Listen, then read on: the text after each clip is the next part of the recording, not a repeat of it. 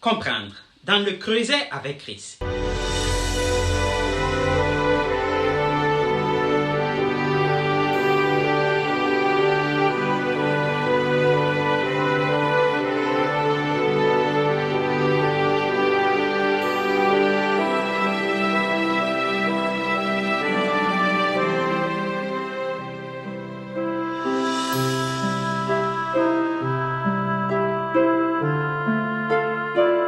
Bienvenue à votre émission. Notre étude aujourd'hui a pour thème « Mourir comme une graine ». La question du jour, comment vivre selon la volonté de Dieu? Un évangéliste avait rendu visite au général Booth, le fondateur de l'Armée du Salut, qui est un organisme chrétien de bienfaisance fondé en 1878 et aujourd'hui présent dans près de 131 pays à travers le monde. L'évangéliste écouta avec révérence le vieux général parler des épreuves qu'il a traversées, des conflits et des nombreuses victoires qu'il a remportées pendant sa jeunesse. Ensuite, il demanda au général s'il voulait lui révéler le secret de sa réussite. Le général, après une seconde d'hésitation, se mit à verser des larmes. Puis, il dit, « Je vais vous dire le secret. J'ai donné à Dieu tout ce qu'il y avait en moi. Il y a eu des hommes plus intelligents que moi, des hommes avec plus d'opportunités. Mais à partir du jour où j'ai eu les pauvres de Londres dans mon cœur et une vision de ce que Jésus-Christ voulait faire avec les pauvres de Londres, j'ai décidé que Dieu aurait tout ce qu'il y avait de William Booth. Et s'il y a quelque chose de puissant dans l'armée du salut aujourd'hui, c'est parce que Dieu a toute l'adoration de mon cœur, tout le pouvoir de ma volonté et toute l'influence de ma vie. Chers amis, vous êtes nombreux à savoir que la volonté de Dieu, c'est ce qu'il y a de mieux pour votre vie, mais vous vous demandez toujours comment faire pour l'accepter.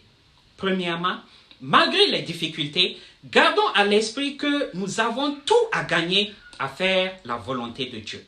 Satan, le père du mensonge, veut nous faire croire que Dieu ne se soucie pas de nous et ainsi nous détourner de l'obéissance à Dieu afin de nous détruire.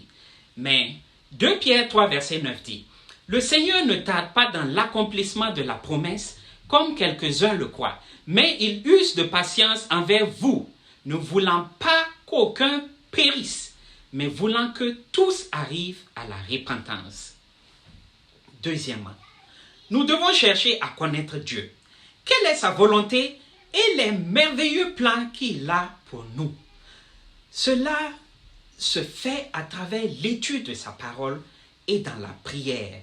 Le choix devrait être évident, mais nous échouons trop souvent à mettre notre confiance en Dieu parce que nous le connaissons mal.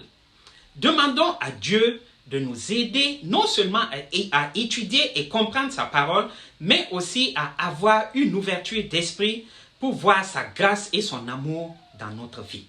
Finalement, faisons confiance en Dieu, au point de nous abandonner entièrement à lui et lui permettre de prendre les rênes de notre vie. Proverbe 3, versets 5 et 6 dit, « Confie-toi en l'Éternel de tout ton cœur et ne t'appuie pas sur ta sagesse. Reconnais-le dans toutes tes voies et il aplanira tes sentiers. » Se confier en nous-mêmes ou en d'autres êtres humains pécheurs avec une sagesse limitée nous expose à des risques énormes. Cher ami, pour arriver à accepter la volonté de Dieu dans ta vie, tu dois accepter de mourir comme une graine. Jean 12, verset 24 nous explique cela en ces termes. En vérité, je vous le dis, si le grain de blé qui est tombé en terre ne meurt, il reste seul. Mais s'il meurt, il porte beaucoup de fruits. En effet, le grain qui tombe n'a aucun contrôle sur le moment, le lieu, la façon dont il tombe ou même le sol sur lequel il tombe. Il n'a aucune idée des projets qui lui sont réservés. Le général Booth a réussi son œuvre parce qu'il est soumis, parce qu'il s'est soumis à la volonté et à la direction de Dieu. Si toi aussi tu désires en faire autant, joins-toi à moi dans la prière. Père éternel, merci pour l'opportunité que tu me donnes aujourd'hui d'entendre ta parole. Je me rends compte que tu m'aimes et qu'il peut y avoir rien de bon dans ma vie qui ne vienne de toi. Mon désir est de me soumettre à toi dans tout ce que je suis. Que ma volonté soit ta volonté et que mes actions soient ce que tu désires que je fasse. Bénis-moi aujourd'hui. Au nom de Jésus-Christ. Amen.